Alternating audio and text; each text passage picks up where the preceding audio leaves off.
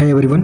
सो आज हम लोग एक नया सीरीज स्टार्ट करेंगे जिसमें मैं आपको पूरी जो लेकमैन के टेबल्स हैं इम्पोर्टेंट जो कि पूछे जाते हैं जीपैट और नाइपर में वो एक्सप्लेन करूँगा, क्योंकि आपके पास टाइम बहुत ही कम है तो इससे आपका रिवीजन हो सकता है। तो सबसे पहला ये है कि जो वंडरवल्स फोर्सेस होते हैं और अदर फोर्सेस होते अट्रैक्शन होते हैं, यहाँ से क्वेश्चन आता है कि डाइपोल डाइपोल इंटरेक्शन जो होता है उसको हम लोग कीजम फोर्स बोलते हैं, और डाइपोल इंटू डाइपोल और इंड्यूस डाइपोल उसे हम लोग डीवाई फोर्स बोलते हैं, और इंड्यूस डाइपोल इंटरेक्शन को हम लोग लंडन फोर्स बोलते हैं। अब आपको ये इतना जल्दी तो याद होगा नहीं, याद कैसे करना है इसका ट्रिक ये है कि के डी सर लाडले हैं, ठीक है। बस आपको के डी एल लिख देना है, उसके बाद डाइपोल डाइपोल जो होगा वो होगा कीजम फोर्सेस, और डाइपोल इंड्यूस डाइपोल होगा आपका डीवाई फोर्स, और इंड्यूस डाइपोल इंटरेक्शन जो होगा वो लंडन फोर्स होंगे। यहाँ से क्वेश्चन आता है। और आप ये भी याद कर सकते हैं जो डाइपोल डाइपोल इंटरेक्शन है उसको हम लोग ओरिएंटेशन इफेक्ट बोलते हैं। डाइपोल इंड्यूस डाइपोल, देखिए इसमें लिखा है इंड्यूस डाइपोल तो इंडक्शन इफेक्ट बोलते हैं, और इंड्यूस डाइपोल इंटरेक्शन को हम लोग डिस्पर्जन इफेक्ट बोलते हैं। और हाइड्रोजन बॉन्ड कहाँ कहाँ फॉर्म होता है? हाइड्रोजन बॉन्ड तभी फॉर्म होता है जब फ्लोरीन, ऑक्सीजन और नाइट्रोजन ये जो एलिमेंट्स होते हैं हाइड्रोजन के साथ बॉन्ड बनाते हैं, तब उसे हाइड्रोजन बॉन्ड बोलते हैं। और यहाँ से कुछ आएगा नहीं इम्पोर्टेंट। अब आपको याद रखना है जो क्लैसियस क्लैपेरॉन इक्वेशन क्या होता है।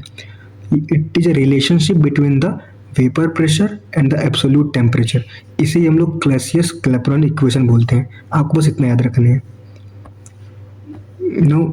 मिक्सचर टाइप ऑफ मिक्सचर जो कि हम फार्मास्यूटिकल इंजीनियरिंग में पढ़ते हैं, वो वहाँ से क्वेश्चन पूछा जा सकता है, और रेयर है लेकिन आ सकता है। तो लिक्विड मिक्सचर्स देखिए कितने डोजेस फॉर्म है, लिक्विड डोजेस फॉर्म है, solid semi solid doses form है और सेमी सॉलिड डोजेस फॉर्म है। तो इनके लिए ही तो मिक्सर हम लोग यूज़ करेंगे।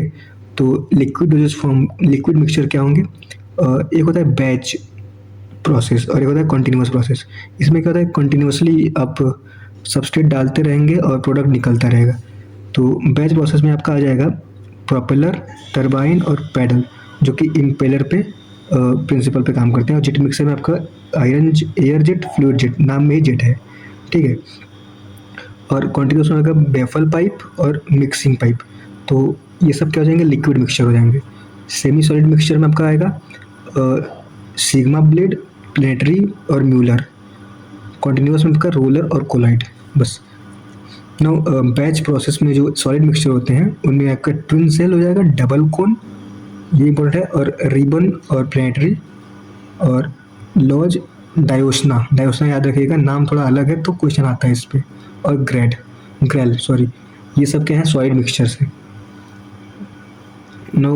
यहाँ जो है फेज रूल का एक बस आपको फॉर्मूला याद रख लीजिएगा, F=C-P+2। बाकी और कुछ तो नहीं आएगा यहाँ से क्वेश्चन, कि दिमाग में आपके रहे कि अगर ये फेज रूल आता है तो ये होता है आपका इक्वेशन उसका। अब मिल्स जो है बहुत ज़्यादा इंपॉर्टेंट होते हैं। अब mills are use for size reduction. कोई सबस्ट्रेट है उसका साइज रिडक्शन करने के लिए मिल यूज़ करते हैं। तो जो कटर मिल होता है वो कटिंग पे बेस्ड होता है, उसका प्रिंसिपल होता है। इसका बस प्रिंसिपल आता है और किसके लिए यूज होते हैं वो आता है। तो हमारे पास एक अदर टेबल है, यहाँ पे भी हम लोग देख लेंगे। तो यही देख लेते हैं। जो कटर मिल होता है वो कटिंग पे डिपेंड कर मतलब उसका प्रिंसिपल होता है, सिंपल है, आप इसे याद कर सकते हैं। और ये कटर किसके लिए होता है, फाइबरस मटेरियल के लिए होगा। और रिवॉल्विंग जो होगा उस इम्पैक्ट और एट्रिशन दोनों पे डिपेंड करता है। हैमर जो होता है याद रखिएगा इम्पैक्ट पे डिपेंड करता है, वेरी इंपॉर्टेंट।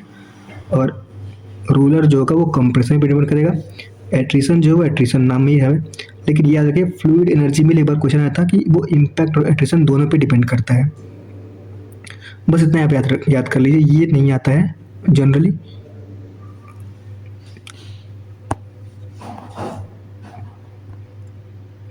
यहाँ से क्वेश्चन नहीं पूछा जाएगा, बस एक क्वेश्चन आप ये गिब्स फ्री इक्वेशन है, उसका कोरिलेशन है, आपको पहले पढ़े होंगे आप लोग इसको।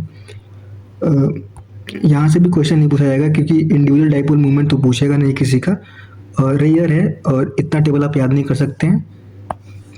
आगे बढ़ते हैं, यहाँ से क्वेश्चन देखिए क्या आएगा। जब भी हम लोग फ़िल्टर यूज़ करते हैं तो फ़िल्टर पेपर यूज़ करते हैं।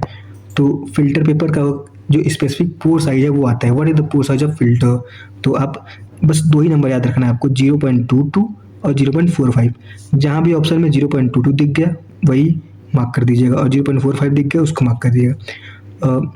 0.22 में क्या होगा, सभी बैक्टीरिया जो है रिमूव हो जाएंगे, लेकिन 0.45 में क्या होना है, सभी कॉलीफॉर्म ग्रुप ऑफ बैक्टीरिया जो है वो रिमूव होंगे। बस इतना 2 नंबर आपको याद करना है। डाइलेक्ट्रिक कांस्टेंट, कुछ लिक्विड्स के डाइलेक्ट्रिक कांस्टेंट जो है वो पूछे जाते हैं नाइपर में, स्पेसिफिकली वाटर का आया हुआ है पहले से, तो वो भी 25 डिग्री सेल्सियस पे क्या होगा, तो वाटर का क्या होता है 78.5 होता है, नियरली 80। और ग्लिसरॉल का याद कर लीजिए 42.5, बाकी याद नहीं करने की जरूरत नहीं है। हाँ, फिनॉल का याद कर सकते हैं 9.8 है 60 डिग्री सेल्सियस पे। अब जो एब्सोल्यूट विस्कोसिटी है वो तो पूछी नहीं जाएगी स्पेसिफिकली, लेकिन आप वाटर का याद कर सकते हैं। वाटर क्योंकि यूनिवर्सल सॉल्वेंट है तो उसका मतलब कुछ भी पूछा जा सकता है। तो 1.0019 जो होता है वाटर का एब्सोल्यूट विस्कोसिटी होता है CPS यूनिट में, सेंटीपोइस यूनिट में। कैस्टर ऑयल का याद कर लीजिए 1000 है, सिंपल दिख रहा है। नो, यहाँ से क्वेश्चन पूछे जाते हैं, ये थिक्सोट्रॉपी रियोलॉजी का एक थिक्सोट्रॉपी क्या होता है, रियोपेक्सी क्या होता है, नेगेटिव थिक्सोट्रॉपी क्या होता है, नेगेटिव रियोपेक्सी क्या होता है। तो देखिए, जब जेल जेल ट्रांजिशन होता है उसे हम लोग थिक्सोट्रॉपी बोलते हैं। थिक्सोट्रॉपी तब बोलेंगे जब वो स्लो प्रोसेस होगा तो, और रियोपेक्सी कब बोलेंगे, वही प्रोसेस जो है वो फास्ट होगा तो उसे हम लोग रियोपेक्सी बोलेंगे। जबकि नेगेटिव थिक्सोट्रॉपी क्या होता है, सॉल्यूशन से जेल का फॉर्मेशन होता है जब हम लोग शियर स्ट्रेस देते हैं, और जब स्ट्रेस हम लोग रिमूव कर देते हैं तो सॉल्व का फॉर्मेशन हो जाता है, which is a slow process. तो ये क्या हो जाएगा, नेगेटिव थिक्सोट्रॉपी। वाइल रियोपेक्सी क्या होगा, नेगेटिव, वही सेम होगा थिक्सोट्रॉपी की तरह, लेकिन ये फास्ट प्रोसेस होता है, बस इतना याद रखना है। क्वेश्चन में बोलेगा it is a fast process तो क्या होगा, तो जेल सॉल्ट ट्रांजिशन जो होता है वो थिक्सोट्रॉपी होता है और रियोपेक्सी होता है। लेकिन अगर स्लो होगा तो थिक्सोट्रॉपी, और फास्ट होगा तो रियोपेक्सी, नेगेटिव रियोपेक्सी सॉरी। ये कुछ कंस्ट्रक्शन मटेरियल्स हैं जो जहाँ से क्वेश्चन यूजुअली नहीं पूछे जाते हैं।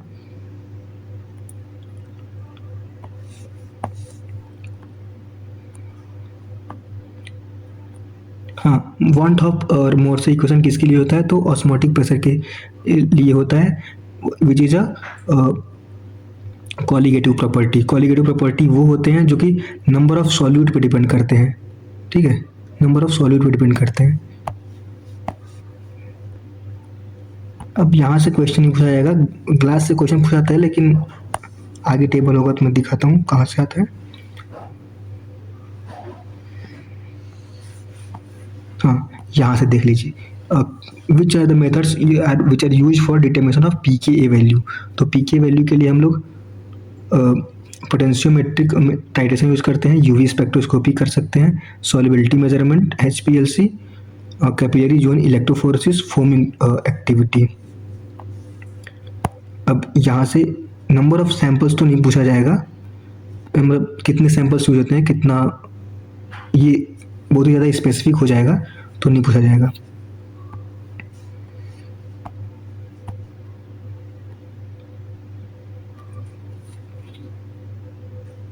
हाँ, सिलिका जेल का जो रिलेटिव ह्यूमिडिटी होता है 25 डिग्री सेल्सियस पे वो 0 होता है सॉरी, और वाटर का होता है 100। क्योंकि ये वाटर इम्पॉर्टेंट है इसलिए सबका वाटर का सब कुछ याद रखना ज़रूरी है, जो भी पैरामीटर्स होते हैं।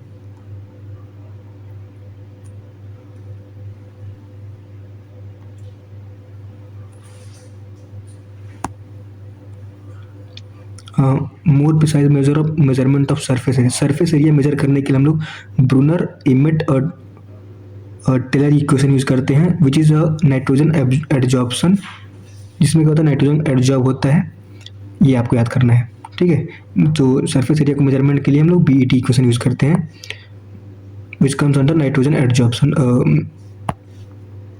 मेथड। अब ये कार्स इंडेक्स और हास्नर रेशियो क्या होता है वो याद करना है आपको। कार्स इंडेक्स, हास्नर रेशियो और एंगल ऑफ रिपोज होता है जो कि फ्लू प्रॉपर्टीज को बताते हैं। तो कार्स इंडेक्स क्या होता है, टी बी टी याद करना है बस, टी माइनस बी, यानी tap density minus bulk density अपन टैप डेंसिटी जो होता है कार्स इंडेक्स होता है। और हास्नर रेशियो में क्या याद करना है, टी बी, टैप डेंसिटी अपन बल्क डेंसिटी, वो होता है हास्नर रेशियो। ये आपको पैरामीटर्स एग्जैक्टली याद करना होगा, कभी कभी ऐसा क्वेश्चन पूछा जा सकता है। तो कार्स इंडेक्स जितना कम रहेगा उतना ज़्यादा फ्लो अच्छा रहेगा, ठीक है। वैसे ही हॉर्सनेस रेशियो जितना कम रहेगा उतना ज़्यादा फ्लो एक्सेलेंट होगा। तो आप इसको टेबल याद कर लीजिएगा बाय हार्ट। अब ये कंप्रेसिबिलिटी स्पेसिफिक एक्सिपिएंट का तो नहीं आएगा। हाँ, अब ये कॉम्प्लेक्सेस मैं आगे लेक्चर लेने वाला हूँ इसका। तो ये कॉम्प्लेक्सेस जो होते हैं वो कितने टाइप के होते हैं वो सब याद रखना है आपको विद एग्जांपल्स। ये आपका ऑर्गेनिक केमिस्ट्री का पार्ट है, हाइब्रिडाइजेशन। तो हाइब्रिडाइजेशन से क्वेश्चन पूछे जा सकते हैं, तो आप इसको देख लीजिएगा अच्छे से। हाँ, ये बहुत ही ज़्यादा इम्पोर्टेंट टेबल है, रोटेट नहीं हो सकता है। सुक्रोज का जो होता है स्वीटनिंग इंडेक्स हम लोग 1 मानते हैं। सुक्रोज को हम लोग टेबल शुगर भी बोलते हैं कॉमनली। फ्रक्टोज का स्वीटनिंग इंडेक्स होता है 1.2, डी ग्लूकोज का होता है 0.5 टू 0.9, इसको हम लोग डेक्सट्रोज शुगर भी बोलते हैं। अब ये तो इम्पोर्टेंट नहीं है, लेकिन ये इम्पोर्टेंट ज़्यादा है। जो एस्पार्टेम होता है उसका स्वीटनिंग इंडेक्स 200 होता है। सैक्रिन होता है इसका, उसका 500 स्वीटनिंग इंडेक्स होता है। और सोडियम साइक्लामेट जो होता है वो 30 यहाँ पे दिया है, लेकिन 70 होता है। मैं ऐसे याद किया था मैंने, साइक्लामेट 70, ठीक है।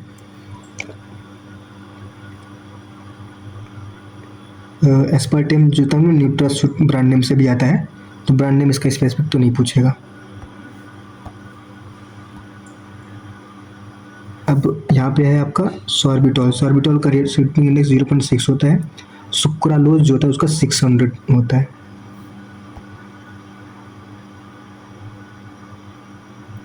ये इनकॉम्पेटिबिलिटी इधर यार, कुछ टेबल्स जो हैं वो रोटेटेड हैं।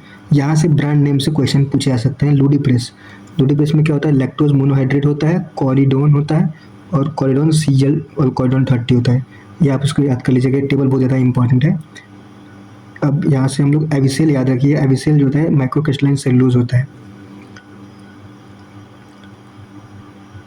और कैप्टिसोल याद रखिएगा, साइक्लोडेक्स्ट्रिन, जो कि बहुत ज़्यादा इंपॉर्टेंट है। डाइपैक और न्यूटैप और ये सुक्रोज के फॉर्म ब्रांड नेम होते हैं, वो याद रखिएगा। यूट्राजिड R और S जो होते हैं वो मेथाक्राइलेट पॉलीमर्स होते हैं। अब यहाँ पे कुछ स्पेसिफिक ब्रांड नेम है, जैसे कैल्शियम कार्बोनेट का, तो कैल कार्ब हो गया, मिली कार्ब, फार्म कैप, ये सब याद रखना जरूरी है। माइक्रोक्रिस्टलाइन सेलुलोज का वेरी इंपॉर्टेंट अविसेल बोलते हैं, एम्कोसेल और वीवासेल नाम कहता है।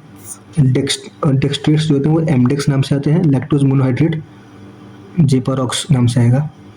माल्टोज जो होगा वो एडवेंटोज, मैनिटोल जो होगा पर्लिटोल, ये बहुत ज़्यादा इंपॉर्टेंट है, मैनिटोल पर्लिटोल नाम से आता है।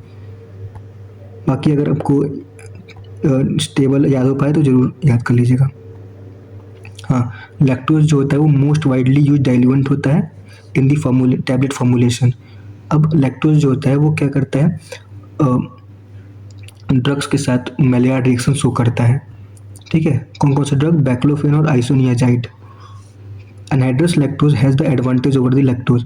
अदर लैक्टोज, एनहाइड्रस लैक्टोज में क्या होता है वो मेलियार्ड रिएक्शन शो नहीं करता है। बाकी सभी जो लैक्टोज के पॉलीमॉर्फिज्म शो करता है लैक्टोज, तो अदर फॉर्म्स जो होते हैं वो जो है मेलियार्ड रिएक्शन शो करते हैं। एनहाइड्रस लैक्टोज जो है शो नहीं करता, ये इंपॉर्टेंट है।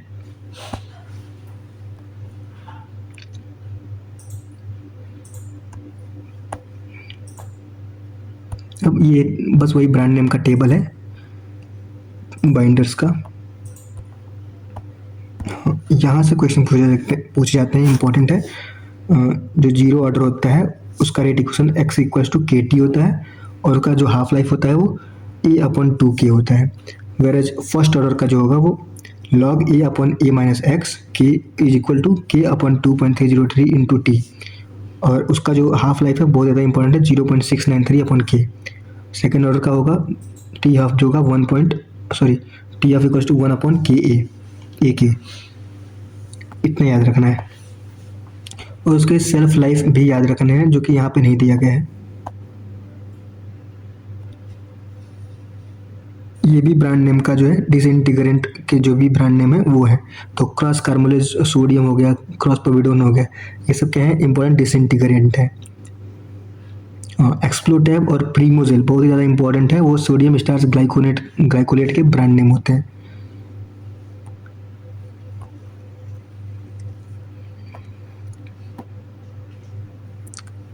ये बहुत ज़्यादा इंपॉर्टेंट है। यहाँ पे जो भी एंटरिक कोटिंग में मटेरियल यूज होते हैं वो, जहाँ भी थायलेट दिख गया आपको तो वो क्या होगा एंटरिक कोटिंग मटेरियल में यूज जो है एक्सिपिएंट यूज होगा। यूट्राजिड एल और एस एंटरिक कोटिंग में होता है। HPMCP जो होता है, यहाँ पे पी का मतलब होता है phthalate, hydroxy propyl methyl cellulose phthalate. ये क्या होगा, ये भी आपका एंट्री कोडिंग मटेरियल होगा। सिलेक और PVAP ये सब क्या है एंट्री कोडिंग मटेरियल है, very important. While non entry material जो होते हैं वो HPMC हो गया, मिथाइल हाइड्रोक्सी इथाइल सेलुलोज हो गया। बाकी ये सब आप रीड कर लीजिए। यूट्राजिड E और E जो होता है वो कैटायनिक होता है, और यूट्राजिड R और RS और RL जो होता है वो नॉन एंट्रिक होता है। वाइल यूट्राजिड L और S जो होगा वो क्या होगा एंटेरिक होता है, याद रखिएगा स्पेसिफिक। मतलब L और S अगर दिखा तो क्या होगा ये एंटेरिक में आ जाएगा, अगर RS और RL दिखा तो ये क्या हो जाएगा नॉन एंटेरिक कोटिंग मटेरियल होते हैं। अब अभी तक मैं आपको बता रहा था एंट्रिक क्या होता है। तो एंट्रिक मतलब होता है जो ऐसे अगर कोटिंग इसकी हो जाती है तो स्टमक में जो है ड्रग डिजॉल्व नहीं होता है, वो इंटेस्टाइन में डिजॉल्व होता है। हाँ, ये कुछ कोटिंग पेन है। तो परफोरेटेड कोटिंग पेन में एसिकला कोटा आता है, ये आप याद कर लीजिए। ग्लैड कोटर जो होता है ये सब आते हैं। फ्लूडाइज बेड में आपका एयर सस्पेंशन कोटर जो होता है वो आता है। जैसे सरफेस टेंशन मैंने पहले बता चुका आपको, 72.8 जो होता है सरफेस टेंशन होता है वाटर का, याद रखिएगा। हाँ, यहाँ से क्वेश्चन पूछा गया था 2025 में भी, तो ये टेबल आप एक बार देख लीजिएगा जरूर। हाँ, HLB मतलब क्या होता है हाइड्रोफिलिक लाइपोफिलिक बैलेंस, जो कि जिसको ग्रिफिन ने दिया था, सर्फेक्टेंट के लिए होता है ये। तो यहाँ पे कुछ स्पेसिफिक सर्फेक्टेंट है, उनके जो HLB है वो आ जाते हैं। तो SLS का होता है 40 सबसे ज़्यादा होता है, ओलिक एसिड का 1 नाम से पता चल रहा है। और आप याद रखिएगा जो भी स्पान्स होते हैं उनका जो HLB होता है वो लो होता है, वाइल जो ट्विन्स होते हैं वो उनका HLB जो है हाई होता है। इतना याद रखिएगा, उससे आपका क्वेश्चन सॉल्व हो जाएगा। हाँ, कुछ एब्सोल्यूट विस्कोसिटी जैसे कितना होता है, तो मैंने कैस्ट्रॉल का पहले ही बता चुका 100,000 होता है। वाटर का क्या होगा 1.00919।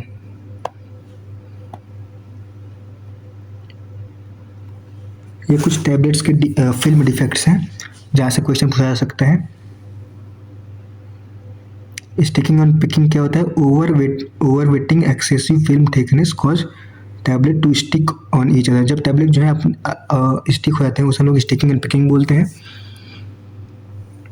और रफनेस क्या होता है, रफ और gritty surface on the is a defect often observe when the coating is applied by spray. Orange pill effect बहुत ज़्यादा इंपॉर्टेंट है। Inadequate spreading of the coating material जो होता है वो ऑरेंज पिल इफेक्ट शो करता है। Bridging and filling during drying, film may shrink and pull away from the sharp corners of an intanglation or bisect, resulting in a bridging। Bridging कब होता है, film जब ड्राई होता है तब। ये सब इम्पोर्टेंट आप देख लीजिएगा। यहाँ पे टेबल्स जो हैं वो सही से नहीं है तो मैं एक्सप्लेन नहीं कर पा रहा हूँ। अब यहाँ पे आता है मॉलिक्यूलर डिस्पर्जन।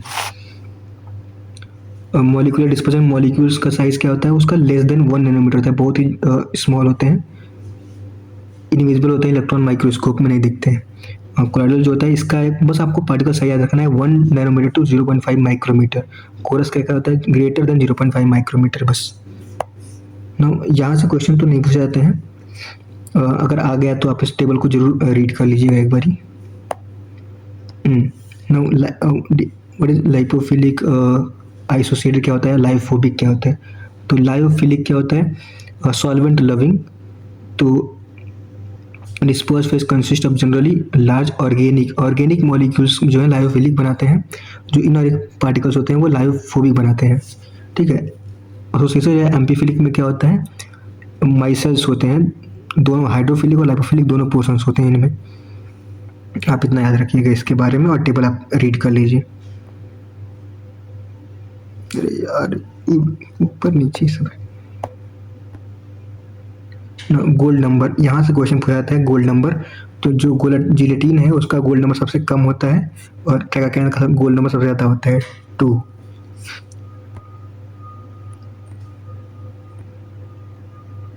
हाँ, यहाँ से क्वेश्चन आता है हार्ड जिलेटिन, सॉफ्ट जिलेटिन और मीडियम जिलेटिन में जो रेशियो होता है ग्लिसरीन का और ड्राई जिलेटिन का वो क्या होता है। तो हार्ड में मतलब क्या होता है जी, बहुत ही कम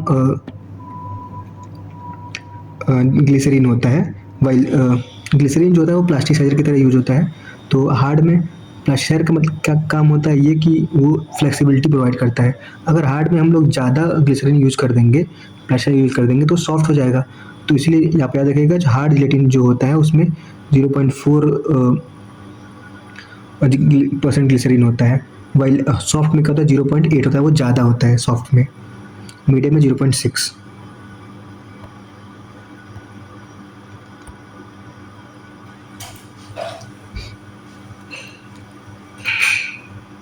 अब यहाँ से क्वेश्चन पूछे जाते हैं इसमें types of doses form filling, कौन कौन से डोजेस हम लोग हार्ड जेलिन कैप्सूल में हम लोग फिल कर सकते हैं। तो liquid fill, non aqueous solution fill कर सकते हैं, ऑयली लिक्विड फिल कर सकते हैं और थियोसोफिक मिक्सचर कर सकते हैं और पाउडर्स तो हम लोग कर ही सकते हैं। तो यहाँ से क्वेश्चन पूछा जाता है रोटोफिल क्या होता है, पेलेट को फिल करने के लिए होता है, ये टेबल इंपॉर्टेंट है। एक्कोफिल क्या होता है, एक्कोफिल फिल मतलब पाउडर को फिल करने के लिए होता है। हाँ, यहाँ से क्वेश्चन पूछा जाता है टैबलेट कैप्सूल का साइज। तो जो 000 होता है वो लार्जेस्ट साइज होता है जो कि वेटरनरी के लिए होता है स्पेसिफिकली। और ह्यूमन डोज के लिए क्या होता है 0 से स्टार्ट होता है। जो स्मॉलेस्ट होता है वो 5 होता है, बेसिकली चिल्ड्रंस के लिए होता है। शुगर एडेड कैप्सूल्स होते हैं। कैप्सूल के साइज होते हैं, अगर कैप्सूल राउंड है तो 9 मिलीम का हो सकता है, ओवल है तो 18 और ऑब्लॉन्ग है तो 20 मिलीम का हो सकता है। और ये आप टेबल याद कर लीजिएगा, इसके पहले मैंने वीडियो बना चुका हूँ इस पर।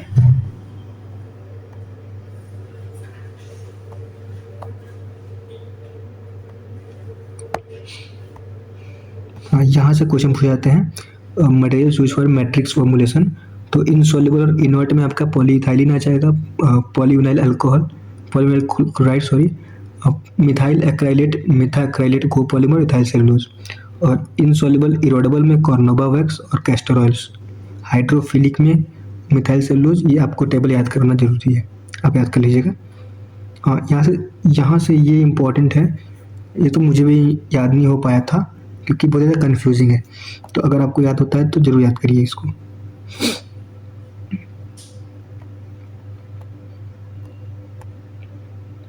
अगर आपको ये पीडीएफ चाहिए तो आप कमेंट कर सकते हैं, तो मैं आपको प्रोवाइड कर दूंगा। आगे हम लोग नेक्स्ट लेक्चर में लेते हैं इसको।